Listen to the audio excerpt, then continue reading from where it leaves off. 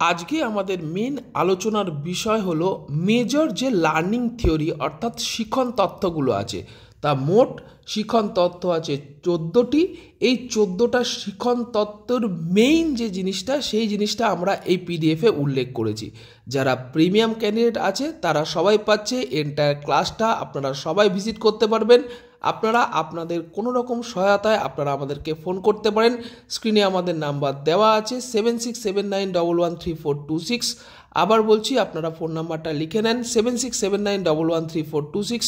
এই নাম্বারে আপনারা আমাদেরকে ফোন করতে পারেন, হোয়াটসঅ্যাপ করতে পারেন, আপনারা আপনাদের সমস্যার কথা শেয়ার করতে পারেন। আমরা চেষ্টা করব আপনাদের সমস্যাটা যত সম্ভব দূরীভূত করা যায়। তো চলুন আমরা এইখানে ফিরে আসি।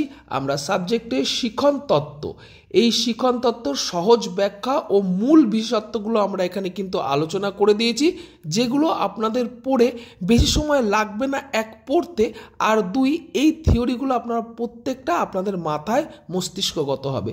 যেরকম দেখুন, প্রথমে এক বিহেভিয়ারিজম থিওরি, প্রবর্তক বিএফ স্কিনার, জন ওয়াটসন। মূল কথা, শেখা মানে আচরণের পরিবর্তন বা বিহেভিয়ার অফ মডিফিকেশন। কিভাবে শেখে? অনুশীলন, পুনরাবৃত্তি, পুরস্কার, শাস্তির মাধ্যমে।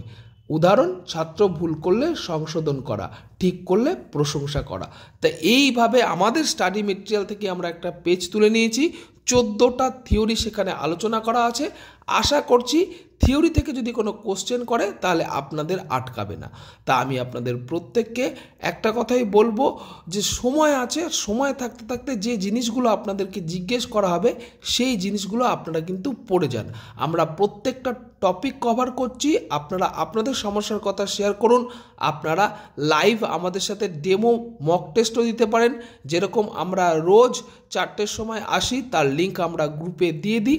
আশা করছি সেই ক্লাসগুলো আপনাদেরকে মোটিভেট করবে, কারণ আপনারা প্রত্যেকে জানেন আপনারা সবাই যে সমস্ত জায়গায় থাকেন সেই সমস্ত জায়গায় আপনাদের ইন্টারভিউ নেওয়ার মতো ক্যান্ডিডেট পাওয়া খুব মুশকিল হয়। আর